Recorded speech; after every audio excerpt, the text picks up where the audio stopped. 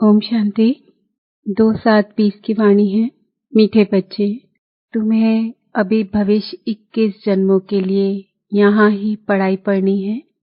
कांटे से खुशबूदार फूल बनना है, दैवी गुण धारण करने और कराने हैं। प्रश्न: किन बच्चों की बुद्धि का ताला नंबरवार खुलता जाता है?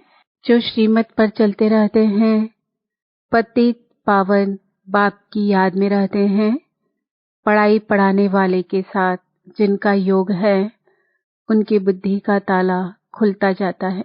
बाबा कहते, बच्चे अभ्यास करो, हम आत्मा भाई भाई हैं। हम बाप से सुनते हैं, देही अभिमानी हो सुनो और सुनाओ तो ताला खुलता जाएगा। ओम शांति। बाप बच्चों को समझाते हैं, जब यहाँ बैठते हो तो ऐसे भी नहीं कि सिर्फ शिव बाबा की याद में रहना है, वह हो जाएगी। सिर्फ शांति, फिर सुख भी चाहिए। तुमको शांति में रहना है और स्वदर्शन चक्रधारी बन राजाई को भी याद करना है। तुम पुरुषार्थ करते ही हो नर से नारायण अथवा मनुष्य से देवता बनने के लिए। यहाँ भल कितने भी कोई में दैवी गुण हो तो भी उनको देवता नहीं कहेंगे। देवता होते ही हैं स्वर्ग में। दुनिया में मनुष्यों को स्वर्ग का पता नहीं है। तुम बच्चे जानते हो, नई दुनिया को स्वर्ग, पुरानी दुनिया को नर्क कहा जाता है। यह भी भारतवासी ही जानते हैं। जो देवताएं सतयुग में राज्य करते थे, उन्हों के चित्र भी भारत में ही हैं। यह है आदि सनातन देवी देवता धर्म के। फिर भल करके उन्हों के चित्र बाहर में ले जाते हैं पूजा के लिए। बाहर कहाँ भी जाते हैं तो जाकर वहाँ मंदिर बनाते हैं। हर एक धर्म वाले कहाँ भी जाते हैं तो अपने चित्रों की ही पूजा करते हैं। जिन जिन कामों पर विजय पाते हैं, वहाँ चर्च आदि जाकर बनाते हैं। हर एक धर्म के चित्र अपने अपने हैं पूजा के लिए। आगे तुम भी नहीं जानते थे कि हम ही देवी देवता थे। अपने को अलग समझकर उन्हों की पूजा करते थे। और धर्म वाले पूजा करते हैं तो जानते हैं कि हमारा धर्म स्थापक क्राइस्ट है। हम क्रिश्चियन हैं अथवा बौद्धी हैं। यह हिंदू लोग अपने धर्म को ना जानने के कारण अपने को हिंदू कह देते हैं और पूजते हैं देवताओं को। यह भी नहीं समझते कि हम आदि सनातन देवी देवता धर्म के हैं। हम अपने बड़ों को पूजते हैं। क्रिश्चियन एक क्राइस्ट को पूजते हैं। भारतवासियों को यह पता नहीं कि हमारा धर्म कौन सा है, वह किसने और कब स्थापन किया था। पाप कहते हैं, ये भारत का आदि सनातन देवी देवता धर्म जब प्रायः लोप हो जाता है तब मैं आता हूँ फिर से स्थापन करने। यह ज्ञान अभी तुम बच्चों की बुद्धि में है। पहले कुछ भी नहीं जानते थे। बिगर समझे भक्ति मार्ग में चित्रों की पूजा करते रहते थे। अभी तुम जानते हो हम भक्ति मार्ग में नहीं हैं। अभी तुम ब्राह्मण कुलभूषण और शूद्र कुल वालों में रात दिन का फर्क है। वह भी इस समय तुम समझते हो। सतयुग में नहीं समझेंगे। इस समय ही तुमको समझ मिलती है। बाप आत्माओं को समझ देते हैं। पुरानी दुनिया और नई दुनिया का तुम ब्राह्मणों को ही पता है। पुरानी दुनिया में ढेर मनुष्य हैं। यहाँ तो मनुष्य कितना लड़ते झगड़ते हैं। यह है ही कांटों का जंगल। तुम जानते हो हम भी कांटे थे। अभी बाबा हमको फूल बना रहे हैं। कांटे इन खुशबूदार फूलों को नमन करते हैं। यह राज अभी तुमने जाना है। हम सो देवता थे जो फिर आकर अब खुशबूदार फूल बने हैं। बाप ने समझाया है यह ड्रामा है। आगे यह ड्रामा बाइस्कोप आदि नहीं थे। यह भी अभी बने हैं।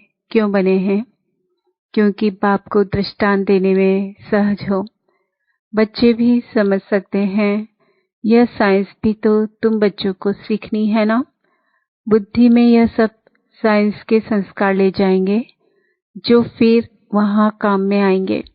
दुनिया कोई एकदम तो खत्म नहीं हो जाती। संस्कार ले जाकर फिर जन्म लेते हैं, विमान आदि भी बनाते हैं। जो जो काम की चीजें वहाँ के लायक है वह बनती है। स्टीमर बनाने वाले भी होते हैं, परंतु स्टीमर तो वहाँ काम में नहीं आएंगे। भल कोई ज्ञान लेवे या ना लेवे, परंतु उनके संस्कार काम में नहीं आएंगे। वहाँ स्टीमर्स आदि की दरकार ही नहीं, ड्रामा में है नहीं। हाँ, विमानों की, बिजलियों आदि की दरकार पड़ेगी। वह इन्वेंशन निकालते रहते हैं, वहाँ से बच्चे सीख कर आते हैं। यह सब बातें तुम बच्चों की बुद्धि में ही हैं। तुम जानते हो, हम पढ़ते ही हैं नई दुनिया के लिए। बाबा हमको भविष्य 21 जन्मों के लिए पढ़ाते हैं।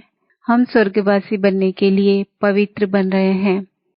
पहले नरकवासी थे।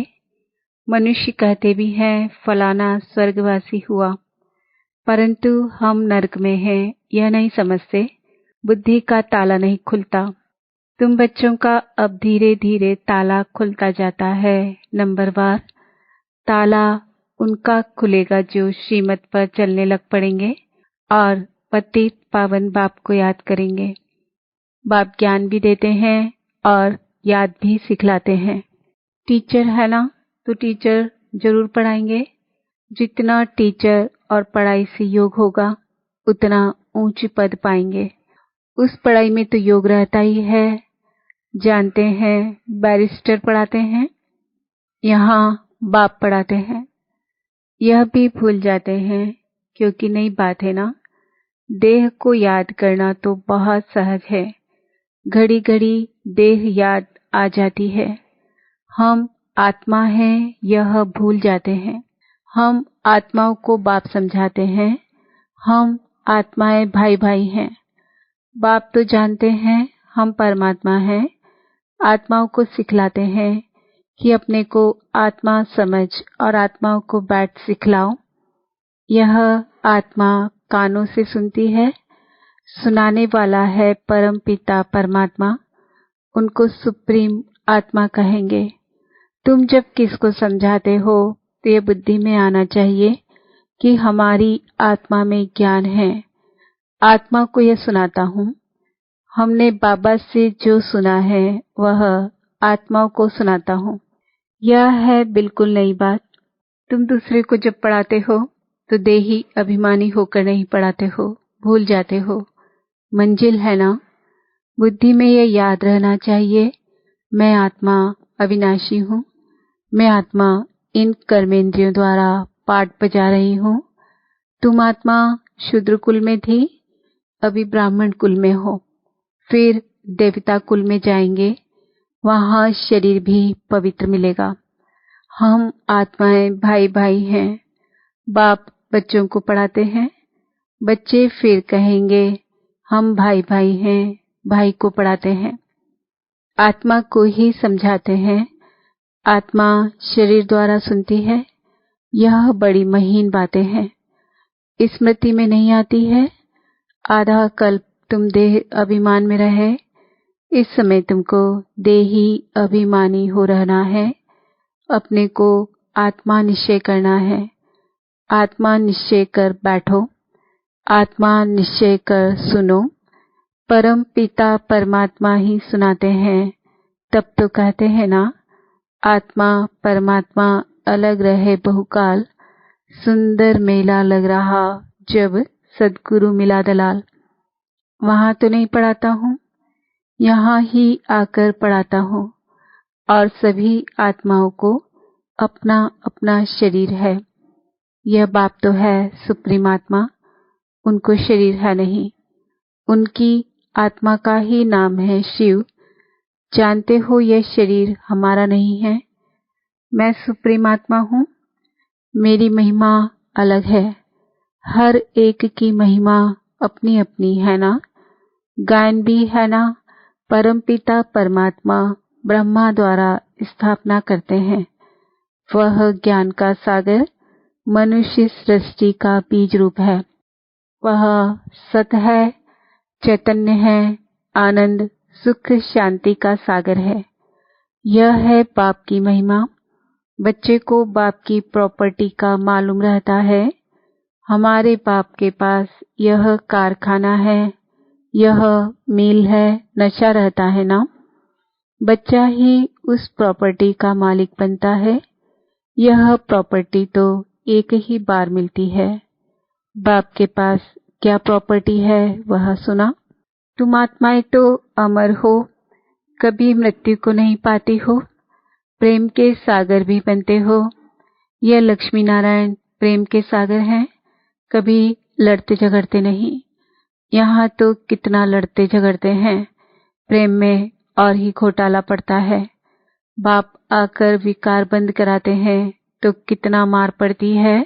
बाप कहते हैं बच्चे पावन बनो, तो पावन दुनिया के मालिक बनेंगे। काम महाशत्रु है, इसलिए पापा के पास आते हैं तो कहते हैं जो विकर्म किए हैं वह बताओ तो हल्का हो जाएगा। इसमें भी मुख्य विकार की बात है। बाप बच्चों के कल्याण अर्थ पूछते हैं। बाप को ही कहते हैं है पतित पावन आओ, क्योंकि पतित विकार में जाने वाले को ही कहा जाता है। यह दुनिया भी पतित है, मनुष्य भी पतित है, 5 तत्व भी पतित है। वहां तुम्हारे लिए तत्व भी पवित्र चाहिए। इस आसुरी पृथ्वी पर देवताओं की परछाया नहीं पड़ सकती। लक्ष्मी का आह्वान करते हैं, परंतु यहाँ थोड़ी ही आ सकती है। यह 5 तत्व भी बदलने चाहिए। सत्युग है नई दुनिया, यह है पुरानी दुनिया। इनके खलास होने का समय है। मनुष्य समझते हैं अभी 40,000 वर्ष पड़े हैं, जबकि कल्प ही 5,000 वर्ष का है। तो फिर सिर्फ एक कलयुग 40,000 वर्ष का कैसे हो सकता है। कितना ज्ञान अंधियारा है। ज्ञान है नहीं, भक्ति है ब्राह्मणों की रात, ज्ञान है ब्रह्मा और ब्राह्मणों का दिन, जो अब प्रैक्टिकल में हो रहा है। सीडी में बड़ा क्लियर दिखाया हुआ है। नई दुनिया और पुरानी दुनिया को आधा आधा कहेंगे। ऐसे नहीं कि नई दुनिया को जास्ती टाइम, पुरानी दुनिया को थोड़ा टाइम देंगे। नहीं, पूरा आधा आधा होगा तो क्वार्टर भी कर सकेंगे। आधा में न हो तो पूरा क्वार्टर भी न हो सके। स्वास्तिका में भी 4 भाग देते हैं। समझते हैं हम गणेश निकालते हैं। अब बच्चे समझते हैं यह पुरानी दुनिया विनाश होनी है। हम नई दुनिया के लिए पढ़ रहे हैं। हम नर से नारायण बनते हैं नई दुनिया के लिए। कृष्ण भी नई दुनिया का है। कृष्ण का तो गायन हुआ। उनको महात्मा कहते हैं क्योंकि छोटा बच्चा है। छोटे बच्चे प्यारे लगते हैं। बड़ों को इतना प्यार नहीं करते हैं जितना छोटों को करते हैं, क्योंकि सतो प्रधान अवस्था है। विकार की बदबू नहीं है। बड़े होने से विकारों की बदबू हो जाती है। बच्चों की कभी क्रिमिनल आई हो ना सके। यह आंखें ही धोखा देने वाली है। इसलिए दृष्टांत देते हैं कि उसने अपनी आंखें निकाल दी है। ऐसी कोई बात है नहीं। ऐसे कोई आंखें निकालते नहीं हैं। यह इस समय बाबा ज्ञान की बातें समझाते हैं। तुमको तो भी ज्ञान की तीसरी आंख मिली है। आत्मा को स्पिरिचुअल नॉलेज मिली है। आत्मा में ही ज्ञान है। बाप कहते हैं मुझे ज्ञान है। आत्मा को निर्लेप नहीं कर सकते। आत्मा ही एक शरीर छोड़ दूसरा लेती है। आत्मा अविनाशी है कितनी छोटी। उनमें 84 जन्मों का पाठ है। ऐसी बात कोई कह ना सके। वह तो निर्लेप कह देते हैं। इसलिए बाप कहते हैं पहले आत्मा को रियलाइज करो। कोई पूछते हैं जानवर कहाँ जाएंगे। अरे जानवर की तो बात ही छोड़ो, पहले आत्मा को तो रियलाइज करो, मैं आत्मा कैसी हूँ, क्या हूँ। बाप कहते हैं जबकि अपने को आत्मा ही नहीं जानते हो, मुझे फिर क्या जानेंगे। यह सब महीन बातें तुम बच्चों की बुद्धि में है। आत्मा में 84 जन्मों का पाठ है, वह बसता रहता है। कोई फिर कहते हैं ड्रामा में नूंद है, फिर हम पुरुषार्थ ही क्यों करें। अरे पुरुषार्थ बिगड़ तो पानी भी नहीं मिल सकता। ऐसे नहीं, ड्रामा अनुसार आपे ही सब कुछ मिलेगा। कर्म तो जरूर करना ही है, अच्छा व बुरा कर्म होता है, यह बुद्धि से समझ सकते हैं। बाप कहते हैं यह रावण राज्य है, इसमें तुम्हारे कर्म विकर्म बन जाते हैं। वहाँ रावण राज्य ही नहीं जो विकर्म हो, मैं ही तुमको कर्म अकर्म विकर्म की गति समझाता हूँ। वहाँ तुम्हारे कर्म अकर्म हो जाते हैं। कर्म अकर्म विकर्म की गति को समझ सदा श्रेष्ठ कर्म ही करने हैं। वरदान, सदा बाप के अविनाशी और निस्वार्थ प्रेम में लवलीन रहने वाले माया प्रूफ भव। जो बच्चे सदा बाप के प्यार में लवलीन रहते हैं, उन्हें माया आकर्षित नहीं कर सकती। जैसे वाटर प्रूफ कपड़ा होता है तो पानी की एक बूंद भी नहीं टिकती, ऐसे जो लगन में लवलीन रहते हैं वह माया प्रूफ बन जाते हैं। माया का कोई भी वार नहीं कर सकता, क्योंकि बाप का प्यार अविनाशी और निस्वार्थ है। इसके जो अनुभवी बन गए वह अल्पकाल के प्यार में फंस नहीं सकते। एक बाप दूसरा मैं, उसके बीच में तीसरा कोई आ ही नहीं सकता। स्लोगन, न्यारे प्यारे होकर कर्म करने वाला ही सेकंड में फुल स्टॉप लगा सकता है।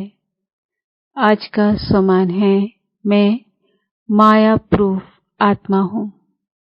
ओम शांति।